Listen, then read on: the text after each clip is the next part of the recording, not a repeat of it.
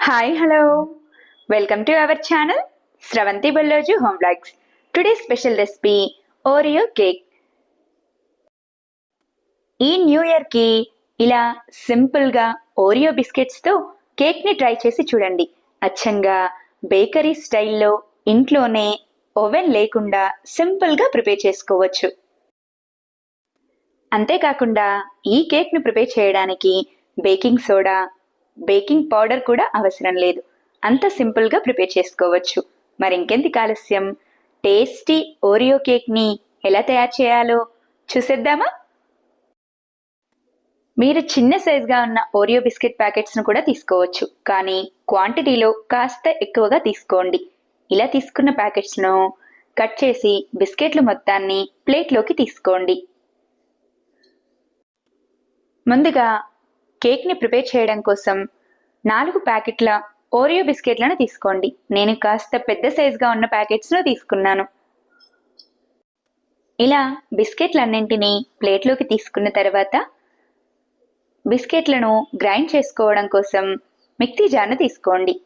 అందులోకి ఇలా తీసుకున్న బిస్కెట్లను అలాగే కాకుండా కాస్త చిన్న ముక్కలుగా తుంచుతూ మిక్సీ జార్లోకి వేసుకోండి. ఇలా బిస్కెట్లను తుంచి మిక్సీ జార్లోకి వేసుకోవడం ద్వారా ఓరియో బిస్కెట్లు పలుకులు ఏమీ లేకుండా మెత్తగా గ్రైండ్ అవుతాయి. బిస్కెట్లను ఒక్కసారిగా కాకుండా కొద్ది కొద్దిగా వేసుకుంటూ గ్రైండ్ చేసుకుంటే మెత్తని పేస్ట్లా కాకుండా పొడి పొడిగా గ్రైండ్ అవుతాయి. ఇదే విధంగా మిగిలిన బిస్కెట్లన్నింటినీ పౌడర్లా ప్రిపేర్ చేసుకుని బౌల్లోకి వేసుకోండి. ఇలా బిస్కెట్ తురుమును మొత్తం బౌల్లోకి వేసుకున్న తర్వాత 1 కప్పు వరకు పచ్చి పాలను తీసుకోండి. ఇలా తీసుకున్న పాలను ఒకేసారిగా పౌడర్లోకి వేసుకోకుండా కొద్ది కొద్దిగా వేసుకుంటూ విస్కర్తో పౌడర్ మొత్తం కలిసేలా బాగా కలుపుకోండి.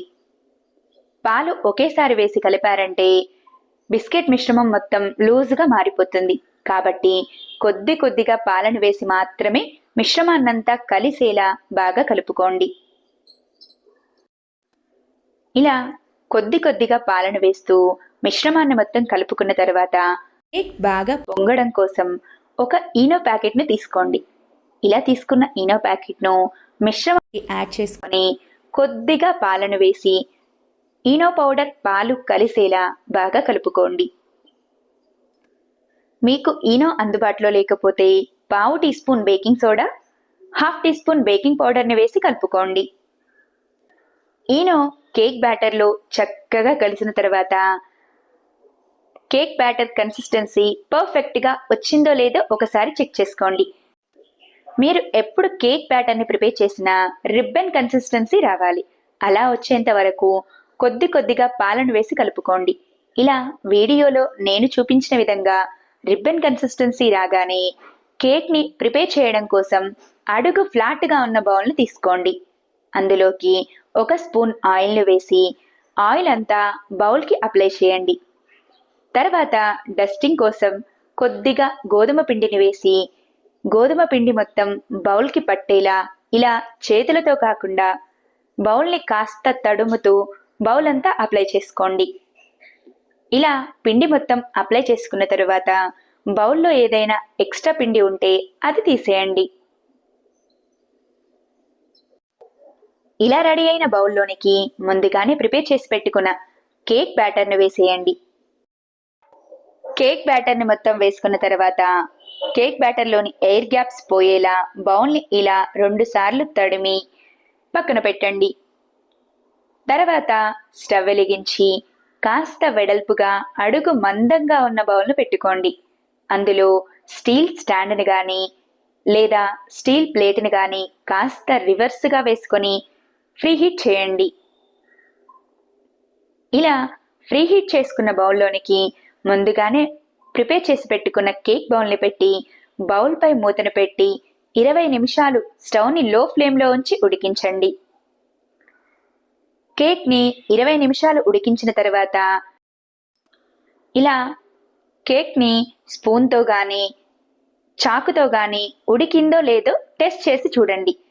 కేక్ బ్యాటర్ మొత్తం చాకు కానీ స్పూన్కు కానీ అంటుకుపోకుండా వస్తే కేక్ పర్ఫెక్ట్గా ఉడికినట్టు. ఇలా రెడీ అయిన కేక్ అంచులను కాస్త లూజ్ చేసుకొని ప్లేట్లోకి తీసుకోండి. ఇలా ప్లేట్లోకి తీసుకున్న కేక్ డెకరేషన్ కోసం నేను చాక్లెట్ సాస్ను తీసుకున్నాను. మీరు డైరీ మిల్క్ చాక్లెట్ను బౌల్లోకి వేసుకొని వేడి నీటిలో బౌల్ను పెట్టి కరిగించుకొనైనా తీసుకోవచ్చు. ఈ చాక్లెట్ సాస్ ఈజీగా కిరాణా స్టోర్లలో కానీ సూపర్ మార్కెట్లలో కానీ అందుబాటులో ఉంటుంది. ఇలా తీసుకున్న చాక్లెట్ సాస్ను కేక్ పైకి వేసుకొని కేక్ సైడ్స్ పైన మొత్తం అప్లై అయ్యేలా స్పూన్తో కానీ చాకుతో కానీ నీట్గా అప్లై చేయండి. కేక్ పై ఎక్కడ గ్యాప్స్ లేకుండా చాక్లెట్ సాస్ను మొత్తం నీట్గా అప్లై చేసుకున్న తర్వాత చివరగా గార్నిషింగ్ కోసం చాకో చిప్స్ను తీసుకోండి. నేను వెనిలా ఫ్లేవర్, చాక్లెట్ ఫ్లేవర్ మిక్సింగ్గా ఉన్న చాకో చిప్స్ను తీసుకున్నాను. ఈ చాకో చిప్స్ కూడా ఈజీగా సూపర్ మార్కెట్లలో కానీ కిరాణా స్టోర్స్లో కానీ అవైలబుల్గా ఉంటాయి. ఇలా తీసుకున్న చాకో చిప్స్ను కూడా కేక్ పైకి వేసుకోండి. చాకో చిప్స్ని వేసుకున్న తర్వాత కేక్ మరి కాస్త డెకరేషన్గా ఉండడం కోసం కేక్ అంచుల చుట్టూ రౌండ్గా ఓరియో బిస్కెట్స్ను సెట్ చేసుకోండి. ఓరియో బిస్కెట్స్ను సెట్ చేసుకునే ముందు ఓరియో బిస్కెట్స్ మధ్యగా ఉన్న క్రీమును నీట్గా తీసేయండి. ఇలా క్రీమ్ అంతా నీట్గా తీసేసి కేక్ అంచుల చుట్టూ సెట్ చేసుకోండి. అంతే, ఎంతో టేస్టీగా ఉండే ఓరియో కేక్ రెడీ. ఇంట్లోనే ఎక్కువ కష్టపడకుండా సింపుల్గా బేకరీ స్టైల్లో న్యూ ఇయర్ కేక్ను ఎలా ప్రిపేర్ చేయాలో చూశారు కదా.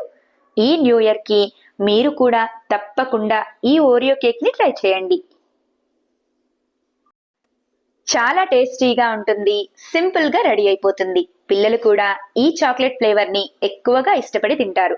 అంతేకాకుండా హోమ్మేడ్ కేక్ కాబట్టి చాలా హెల్దీ కూడా. సింపుల్గా టేస్టీగా ఓరియో బిస్కెట్లతో కేక్ని ఎలా ప్రిపేర్ చేయాలో చూశారు కదా. నా వీడియో కనుక మీకు నచ్చినట్టయితే లైక్ చేయండి. ఇలాంటి మరెన్నో ఇంట్రెస్టింగ్, టేస్టీ, హెల్దీ రెసిపీస్ కోసం నా ఛానల్ని సబ్స్క్రైబ్ చేయండి. ఈ న్యూ ఇయర్కి మీరు కూడా ఈ ఓరియో కేక్ను తప్పకుండా ట్రై చేసి ఎలా వచ్చిందో కామెంట్ చేయండి. అందరికీ ముందుగా advance happy new year. Thanks for watching.